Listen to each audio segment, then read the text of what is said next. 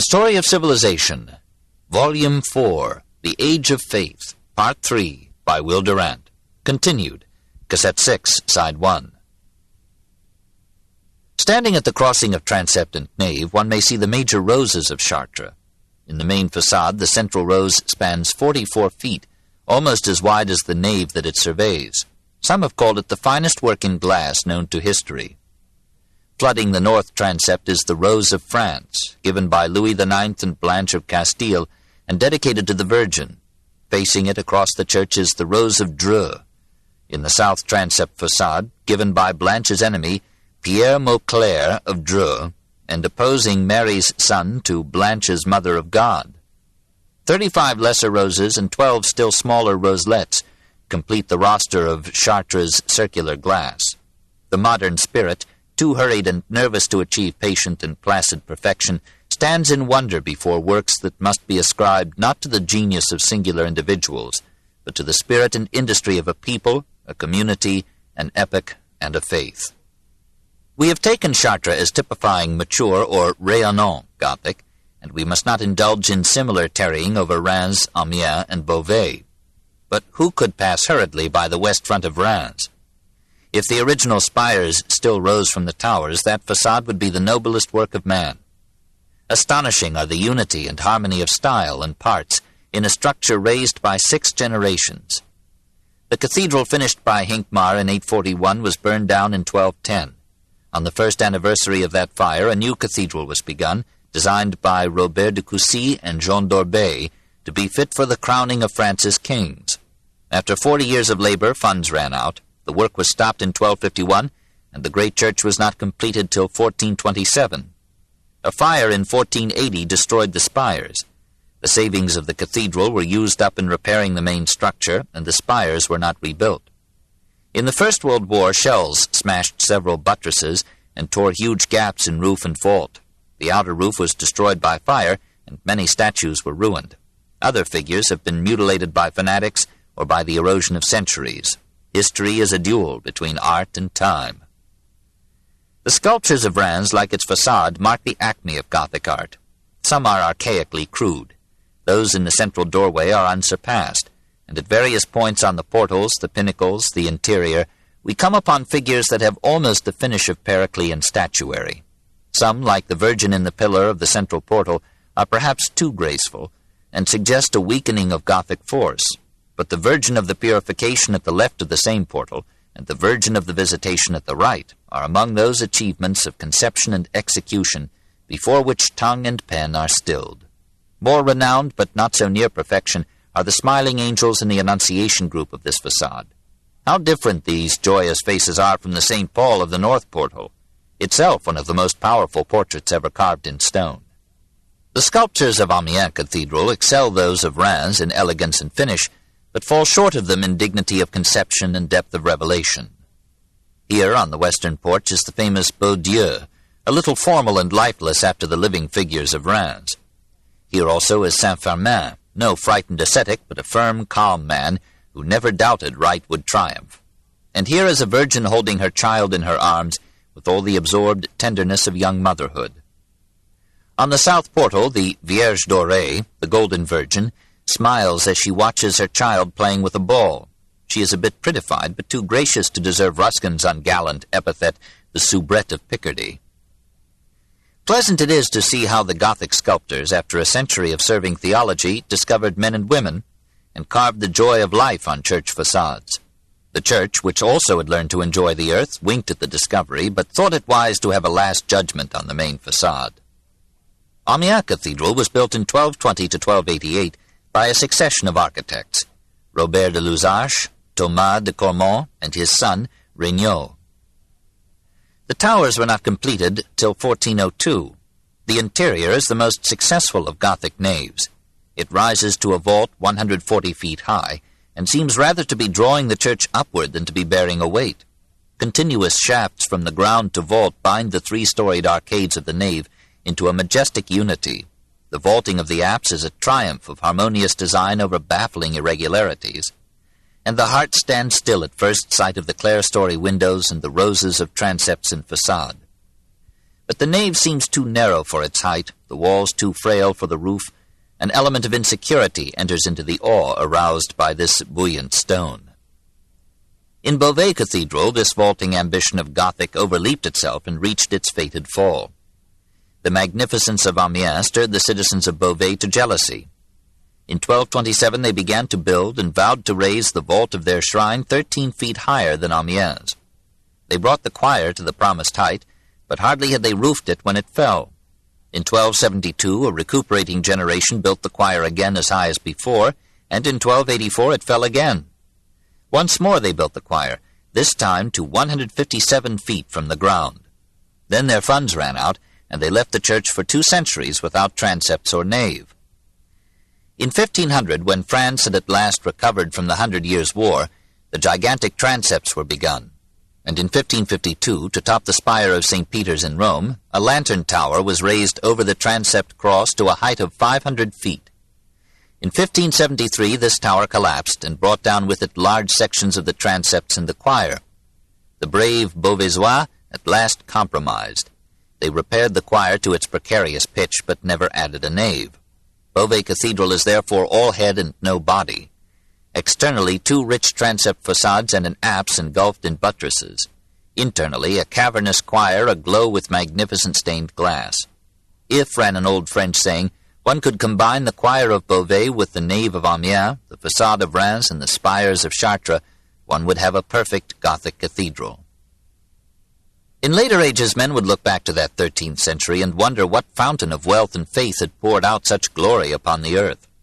For no man can know what France accomplished in that century, besides her universities, her poets, her philosophers, and her crusades, unless he stands in person before one after another of the Gothic audacities that can here be only names: Notre Dame and Chartres, and Reims and Amiens and Beauvais.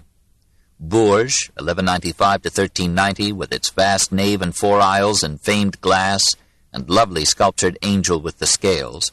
Mont Saint-Michel, with its marvel of a monastery, La Merveille, built from 1204 to 1250. Set in a fortress towering on an island rock off the coast of Normandy. Coutances, 1208 to 1386, with its noble spires. Rouen, 1201 to 1500, with its ornate Portail des Libraires. And Sainte-Chapelle in Paris, a jewel box of Gothic glass built from 1245 to 1248 by Pierre de Montereau as a chapel adjunct to the Palace of St. Louis, to house the relics that the king had purchased from the East. It is good to remember in ages of destruction that men, when they will, can build as once they built in France. 6. English Gothic, 1175 to 1280. From Chartres and the Ile-de-France, the Gothic style swept into the French provinces and crossed frontiers into England, Sweden, Germany, Spain, at last into Italy.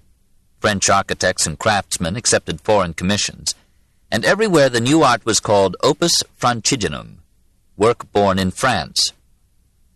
England welcomed it because she was in the 12th century half French. The Channel was but a river between 2 sides of a British realm that included half of France, and of that realm Rouen was the cultural capital. English Gothic derived from Normandy rather than from the Ile-de-France, and kept in a Gothic frame the Norman massiveness. The transition from Romanesque to Gothic was almost simultaneous in England and France. About the same time that the pointed arch was being used at Saint-Denis in 1140, it was appearing in Durham and Gloucester cathedrals, at Fountains Abbey and Malmesbury. Henry III, from 1216 to 1272, admired everything French, envied the architectural glory of St. Louis's reign, and taxed his people into poverty to rebuild Westminster Abbey and to pay the school of artists, builders, sculptors, painters, illuminators, goldsmiths, whom he gathered near his court to execute his plans. Of the 3 periods into which English Gothic falls, Early English, 1175 to 1280, Decorated, 1280 to 1380, and Perpendicular, 1380 to 1450, we confine ourselves here to the first. The long and pointed form of Early English windows and arches gave the style another name, lancet. Facades and portals were simpler than in France. Lincoln and Rochester had some sculptures, Wells many more, but these were exceptional, and could not be compared in quality or quantity with the portal statuary of Chartres, Amiens, or Reims. Towers were massive rather than tall, but the steeples of Salisbury, Norwich, and Lichfield show what the English builder could do when he preferred elegance and height to dignity and mass. Interior elevation likewise failed to lure the architects of England. Sometimes they tried it, as at Westminster and Salisbury, but more often they allowed the vault to lie oppressively low, as at Gloucester and Exeter. The great length of English cathedrals discouraged the effort to attain proportionate height. Winchester is 556 feet long, Ely 517, Canterbury 514, Westminster Abbey 511. Amiens is 435, Reims 430, even Milan only 475. But Winchester's internal height was but 78 feet, Canterbury's 80, Lincoln's 82, Westminster's 103, while Amiens rose to 140 feet. The east end of the English Gothic church retained the square apse of the Anglo-Saxon style, ignoring the convenient French development of the polygonal or semicircular apse. In many cases, the east end was expanded into a lady chapel for the special worship of the Virgin, but the adoration of Mary never reached in England the enthusiasm that marked it in France. Often in England, the chapter house of the cathedral canons and the palace of the bishop were attached to the church and constituted with it the cathedral close, usually surrounded by a wall. In the Gothic monasteries of England and Scotland, as at Fountains, Dryburgh, Melrose, Tintern, the spread of dormitories, refectories, abbey, and cloistered walks formed in one enclosure an impressive artistic whole. The essential principle of Gothic architecture, the balancing and channeling of pressures to reduce ungainly massiveness of support, seems never to have won full acceptance in England. The old Romanesque thickness of wall was only slightly moderated in English Gothic, even when, as at Salisbury, the design did not have to adapt itself to a Romanesque base. English architects, like the Italian, were repelled by the flying buttress. They adopted it here and there, but half-heartedly. They felt that the supports of a building should be contained in the structure itself, and not in excrescences. Perhaps they were right, and though their cathedrals lack the feminine grace of the French chef-d'oeuvre, they have a firm and masculine power that reaches beyond the beautiful to the sublime. 4 years after the murder of Becket at Canterbury, the choir of the cathedral burned down in 1174. The people of the town beat their heads against the walls in anger and bewilderment that the Almighty had permitted such disaster to a shrine that had already become a goal of religious pilgrimage. The monks entrusted the work of rebuilding the choir to William of Sens, a French architect who had made a name for himself with the cathedral that he had built for his city. William worked at Canterbury from 1175 to 1178. A fall from a scaffolding disabled him, and the undertaking was carried on by William the Englishman, a man small in body, says the monk Jervis, but in workmanship of many kinds acute and honest. Much of the Romanesque cathedral of 1096 remained. Round arches survived amid the generally Gothic renovation. But the old wooden ceiling of the choir was replaced by a ribbed vault of stone, the columns were lengthened to a graceful height, the capitals were exquisitely carved, and the windows were filled with brilliant stained glass. Gathered in its cathedral close, and yet towering over its quaint and lovely town, Canterbury Cathedral is today one of the most inspiring sights of the earth. Its example, seen by countless prelates and pilgrims, spread the Gothic style through Britain. In 1177, Peterborough fronted the west transept of its cathedral with a splendid Gothic portico. In 1189, Bishop Hugh de Lacy built the handsome retrochoir of Winchester Cathedral. In 1186, an earthquake rent Lincoln Cathedral from top to base. 6 years later, Bishop Hugh began its reconstruction on a Gothic design by Geoffrey de Noailles. The noble Gros Test finished it about 1240. It stands on a hill overlooking a typically beautiful English countryside. Seldom has sublimity of mass been so well reconciled with delicacy of detail. The three great towers, the broad facade with its sculptured portal and complex arcades, the lordly nave, seemingly light despite its mass and span, the graceful shafts and carving of the piers, the rose windows, the palm-like vaulting of the chapter house, the magnificent arches of the cloisters. These would have made Lincoln Cathedral a credit to mankind even had there been no angel choir.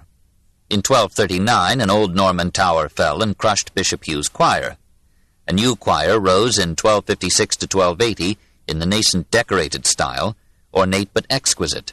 Legend ascribed its name to the angels who were said to have built it, since no human hands could have compassed such perfection. But probably the name came from the smiling angel musicians sculptured on the spandrels of the triforium. On the south portal of this choir, English sculptors almost rivaled the carvings of Reims and Amiens. 4 statues there, beheaded and otherwise mutilated by the Puritans, can bear such comparison. One representing the synagogue and another representing the church are the finest English statuary of the 13th century. A great scientist, Sir William Osler, thought this angel choir the fairest of all products of human art. In 1220, Bishop Poore engaged Elias de Durham to design and build Salisbury Cathedral. It rose to completion in the unusually short space of 25 years. It is early English throughout and breaks the rule that English cathedrals mingle several styles.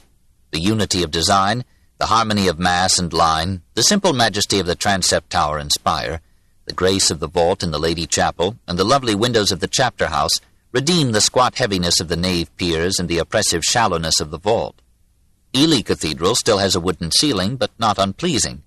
There is a warm and living quality in wood that never comes to architecture in stone.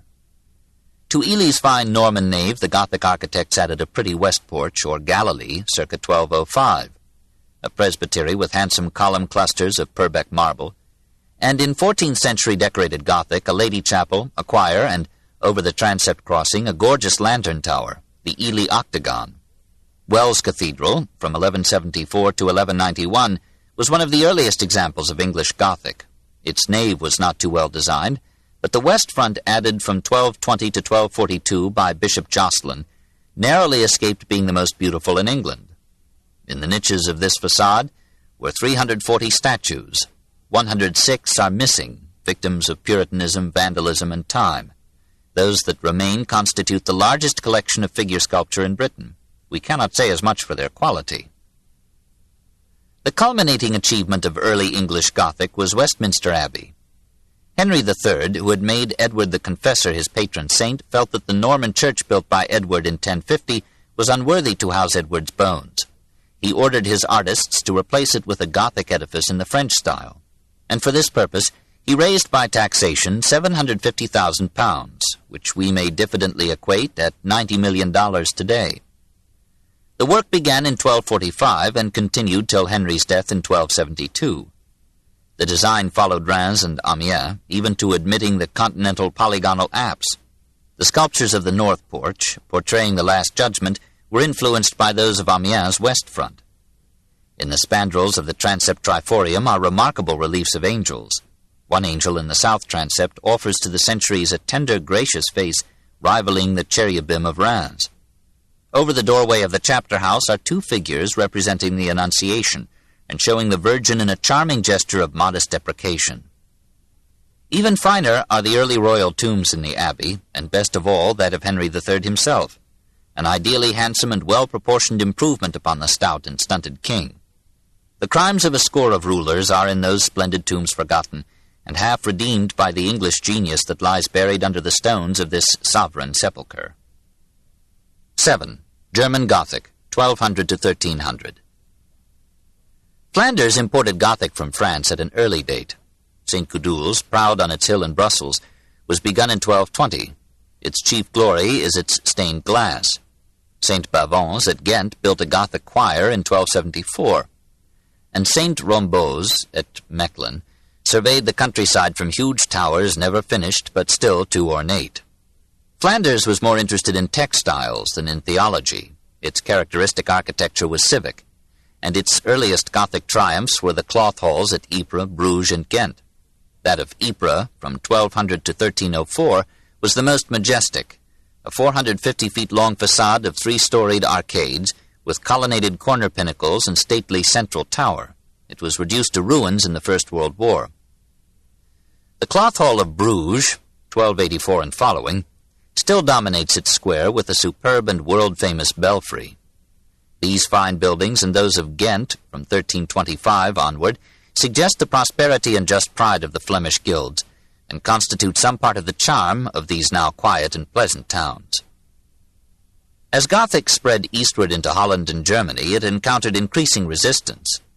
In general, the grace of the Gothic style did not accord with the sturdy force of the Teutonic frame and mind. Romanesque was more congenial, and Germany clung to it till the 13th century. The great cathedral of Bamberg, from 1185 to 1237, is transitional. The windows are small and round-arched, and there are no flying buttresses. But the vault is in ribbed and pointed form. Here at the outset of German Gothic we find a remarkable development of sculpture, at first imitating the French, but soon advancing to a style of splendid naturalism and power. Indeed, the figure of the synagogue on the Bamberg church is more satisfying than the similar figure at Reims. The Elizabeth and Mary in the choir are far from replicas of like subjects in France. Elizabeth has the face and form of a togaed Roman senator, and Mary is a woman of physical substance and vigor, such as Germany has always loved. Almost every German cathedral surviving from this period contains outstanding statuary. The best is in the Cathedral of Naumburg, circa 1250. In the west choir is a series of 12 statues portraying local dignitaries with a ruthless realism that suggests that the artists were underpaid. As if in atonement, the portrait of Uta, the Margrave's wife, is a wistful German's conception of an ideal woman. A frieze on the screen of the choir shows Judas taking money to betray Christ. The figures are crowded together in bold composition, but without damage to their individuality. Judas is represented with some sympathy, and the Pharisees are powerful personalities. This is the masterpiece of German sculpture in the 13th century. In 1248, Conrad of Hochstaden, Archbishop of Cologne, laid the foundation stone of the most famous and least German of German cathedrals. The work progressed slowly in the chaos that followed the death of Frederick II. The cathedral was not consecrated till 1322. Much of it dates from the 14th century. The elegant spires, complex with crockets and openwork tracery, were built in 1880 from 15th century designs. Modeled on Amiens, Cologne followed French style and methods closely. The lines of the facade are too straight and hard, but the tall, slender pillars of the nave, the brilliant windows, and the 14 statues on the piers of the choir make an attractive interior, almost miraculously spared by the Second World War. The Cathedral of Strasbourg is more satisfying. There, as at Cologne, proximity to France made a French style seem no more foreign than it would seem in Strasbourg today. The exterior is French grace, the interior is German force. The cathedral is approached through a picturesque congestion of gabled houses. Statues adorn the facade, but are outshone by a rose window of great compass and splendor. The single tower at one corner of the front gives the structure a crippled look. But the combination of dignity and decoration is here perfectly successful. We come to understand Goethe's description of this facade as frozen music, though we should use a warmer phrase. Brought up as I was, Goethe wrote, to look upon Gothic architecture with contempt, I despised it. But when I went inside, I was struck with wonder, and I felt the attraction of its beauty. The stained glass here is very old, perhaps older than any in France. The sculptures of the south transept portal, dating from 1230 to 1240, are of rare excellence.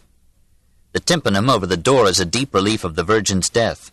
The apostles gathered at her bedside are inadequately individualized, but the figure of Christ is well conceived and skillfully carved. Rising alongside this portal are two preeminent statues, one representing the church, a buxom German queen, the other a slim and graceful figure, blindfold but beautiful, symbolizing the synagogue. Remove the bandage and the synagogue would win the argument. The French Revolutionary Convention in 1793 ordered the destruction of the cathedral's statues to transform it into a temple of reason. A naturalist known to us merely as Hermann rescued the figures of church and synagogue by concealing them in his botanical garden, and saved the tympanum reliefs by covering them with a board bearing a French inscription, Liberté, Égalité, Fraternité. 8. Italian Gothic, 1200 to 1300. Medieval Italians called Gothic lo stile tedesco, and Renaissance Italians, equally mistaken about its origin, invented the name Gothic for it, on the ground that only the Transalpine barbarians could have developed so extravagant an art. The decorative exuberance and exalted audacity of the style offended the classic and long-chastened tastes of the Italian soul. If Italy at last adopted Gothic, it was with a reluctance verging on contempt, and only after she had transformed it to her own needs and mood could she produce not only the exotic brilliance of Milan Cathedral, but the strange Byzantine Romanesque Gothic of Orvieto and Siena, Assisi and Florence. Her soil and her ruins alike abounded in marble, with which she could face her shrines in slabs of many tints. But how could she carve a marble facade into the complex portals of the freestone north? She did not need the enormous windows by which the chill and cloudy north invited light and warmth. She preferred the small windows that made her cathedrals cool sanctuaries against the sun. She thought thick walls, even iron braces, no uglier than stilted buttresses. Not needing pinnacles or pointed arches as devices of support, she used them as ornaments, and never quite appropriated the constructive logic of the Gothic style. In the north, that style had been, before 1300, almost entirely ecclesiastical, and the few exceptions were in such commercial cities as Ypres, Bruges, and Ghent. In northern and central Italy, even richer than the lowlands in manufacturing and trade, civic architecture played a prominent role in the Gothic development. Town halls, city walls, gates, and towers, feudal castles and merchant palaces took on Gothic form or ornament. Perugia began its Palazzo del Municipio in 1281, Siena its Palazzo Pubblico in 1289, Bologna its Palazzo Comunale in 1290, Florence its unique and graceful Palazzo Vecchio in 1298, all in Tuscan Gothic style. At Assisi in 1228, Brother Elias, to accommodate his numerous Franciscan monks and the swelling crowd of pilgrims to St. Francis's tomb, ordered the erection of the spacious convent and church of San Francesco, the first Gothic church in Italy. The commission was given to a German master builder whom the Italians named Jacopo d'Alemagna. Perhaps it was for this reason that Gothic was known in Italy as the German style. Jacopo built a lower church in Romanesque groined vault style, and upon this an upper church with traceried windows and ribbed and pointed vault. The churches in the convent make an imposing mass, not quite as interesting as the remarkable frescoes by Cimabue, Giotto, and Giotto's pupils, or the tourists and worshippers who daily flock from 100 towns to the shrine of Italy's favorite and least heeded saint. Siena is still a medieval city, a public square with government buildings, open market stands, and modest adjoining shops that make no effort to attract the eye. From this center, a dozen alleys pick their shady, hazardous way between dark and ancient tenements hardly 10 feet apart, filled with a kindly and volatile people to whom water is a luxury rarer and more dangerous than wine.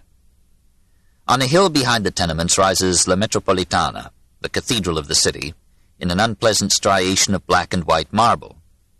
Begun in 1229, it was completed in 1348. In 1380, from plans left by Giovanni Pisano, a new and gorgeous facade was added, all of red, black, or white marble, with 3 Romanesque portals flanked by jambs of splendid carving and surmounted by gables of crocketed design.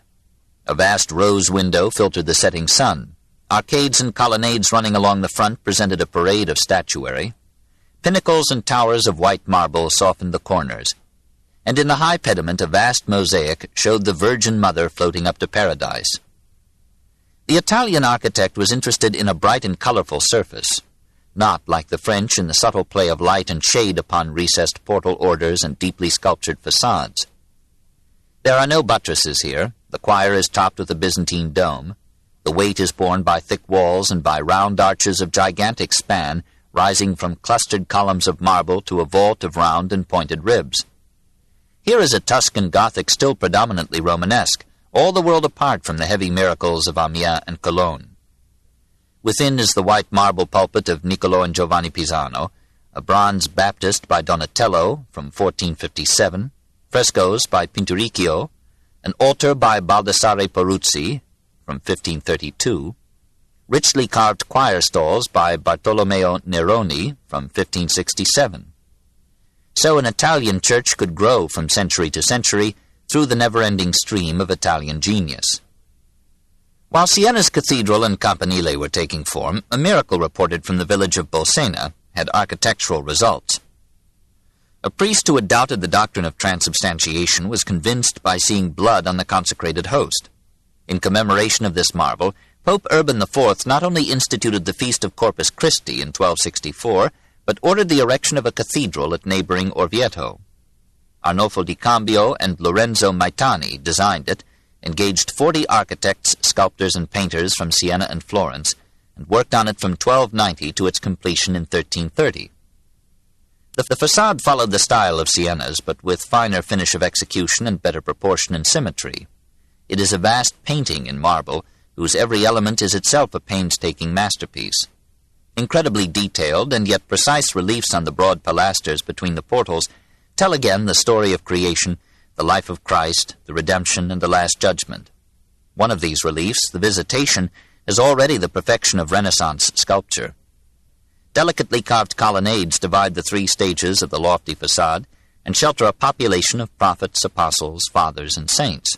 A rose window, dubiously ascribed to Orcagna from 1359, centers the whole complex composition, and above it a dazzling mosaic, now removed, portrayed the coronation of the Virgin. The strangely striated interior is a simple basilican arcade under a low wooden ceiling. The light is poor, and one can hardly do justice to the frescoes by Fra Angelico, Bonozzo Gozzoli, and Luca Signorelli. But it was in opulent Florence that the fury of building which swept through Italy in the 13th century worked its greatest marvels. In 1294, Arnolfo di Cambio began the Church of Santa Croce. He retained the traditional basilican plan, without transepts and with flat wooden ceiling, but he adopted the pointed arch for the windows, the nave arcade, and the marble facade. The beauty of the church consisted less in its architecture than in the wealth of sculptures and frescoes within, showing all the skill of a maturing Italian art. In 1298, Arnolfo refaced the baptistry with that tasteless alternation of black and white marble layers which disfigures so many works of the Tuscan style by crushing the vertical elevation under a plethora of horizontal lines.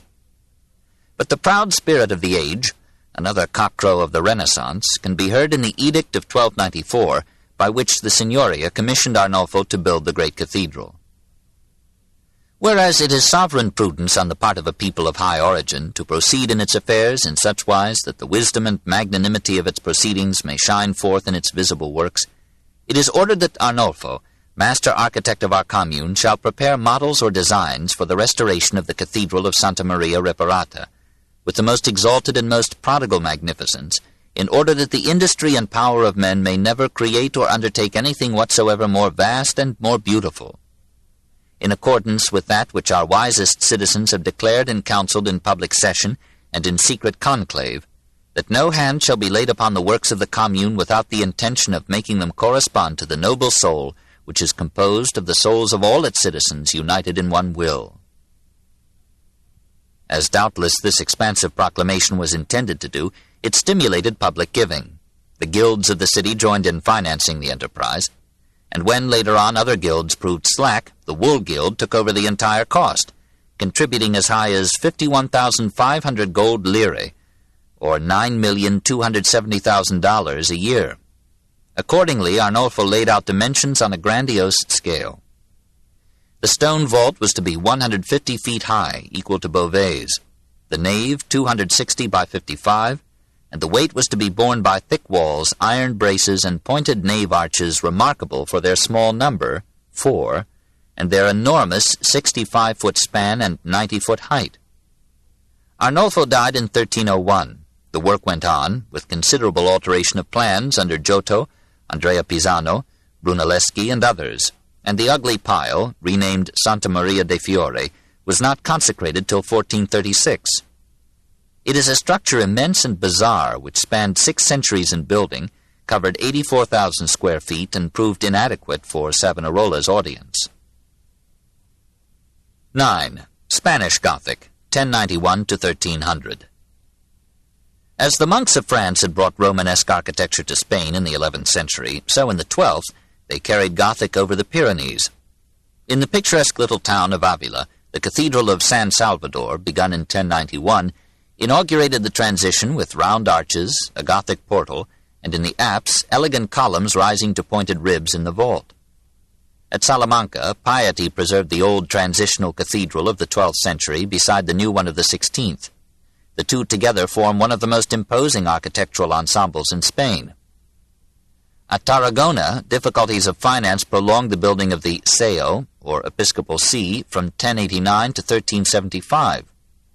The simple solidity of the older elements forms a fit background for the Gothic and Moorish decoration, and the cloisters, Romanesque colonnades under a Gothic vault, are among the most beautiful productions of medieval art. Tarragona is distinctly Spanish. Burgos, Toledo, and León are progressively more French. The marriage of Blanche of Castile to Louis VIII of France in 1200 widened the road of intercourse already opened by migratory monks. It was her nephew, Fernando III of Castile, who laid the first stone of Burgos Cathedral in 1221. It was an unknown French architect who designed the structure, a German of Cologne, Juan de Cologna, who raised the spires in 1442, a Burgundian, Philippe de Bourgogne, who rebuilt the great lantern over the transept cross from 1539 to 1543. At last his pupil, the Spaniard Juan de Vallejo, completed the edifice in 1567. The ornate traceried spires, the open towers that uphold them, and the sculptured arcade give to the west front of Santa Maria la Mayor a dignity and splendor that one cannot soon forget. Originally all this stone facade was painted. The colors have long since worn away. We can only try to imagine the resplendent mass that here once rivaled the sun. The same Fernando III provided the funds for the still more magnificent Cathedral of Toledo. Few inland cities have a more scenic site. Nestled in a bend of the Tagus River and hidden by protective hills, none would guess from its present poverty that once Visigothic kings, then Moorish emirs, then the Christian monarchs of León and Castile made it their capital. Begun in 1227, the cathedral rose in slow installments and was hardly finished by 1493. Only one tower was executed on the original plan. It is half Moorish in the style of the Giralda at Seville, and almost as elegant. The other tower was capped in the 17th century with a dome designed by Toledo's most famous citizen, Domingo Teotocopoli, El Greco. The interior, 395 feet long and 178 feet wide, is a five-aisled maze of tall piers, ornate chapels, ascetic stone saints, iron grills, and 750 windows of stained glass. All the energy of the Spanish character, all the passion and gloom of Spanish piety, all the elegance of Spanish manners, and something of the Moslem's flair for ornament, find form and voice in this immense cathedral. It is a proverb in Spain that Toledo has the richest of our cathedrals, Oviedo the holiest, Salamanca the strongest, León the most beautiful. Begun by Bishop Manrique in 1205, the Cathedral of León was financed by small contributions rewarded with indulgences, and was completed in 1303. It adopted the French Gothic plan of building a cathedral chiefly of windows, and its stained glass ranks high among the masterpieces of that art. It may be true that the ground plan is taken from Reims, the west front from Chartres, the south portal from Burgos. The result is a charming cento of the French cathedrals, with finished towers and spires. Many other shrines rose to celebrate the reconquest of Spain for Christianity, at Zamora in 1174, Tudela in 1188, Lerida in 1203, Palma in 1229, Valencia in 1262, Barcelona in 1298. But excepting León, we should hardly describe the Spanish cathedrals of this period as Gothic. They avoided large windows and flying buttresses. They rested their weight on heavy walls and piers. Instead of arch ribs running from base to ceiling, the piers themselves rose almost to the vault. And these tall columns, rising like stone giants in the caverns of immense naves, give to Spanish cathedral interiors a dark grandeur that subdues the soul with terror, while northern Gothic lifts it up with light. Portals and windows, in Spanish Gothic, often kept the Romanesque arch. Amid the Gothic ornament, the decoration by diverse layers and patterns of colored brick preserve a Moorish element, and the Byzantine influence survived in domes and half-domes, rising with pendentive modulations from a polygonal base. It was from these varied constituents that Spain evolved a unique style for some of the finest cathedrals in Europe. Not the least notable achievements of medieval architecture were the castles and fortresses of the countryside and the walls and gates of the towns. The walls of Avila still stand to prove the medieval sense of form, and such gates as the Puerto del Sol in Toledo typically married beauty to use.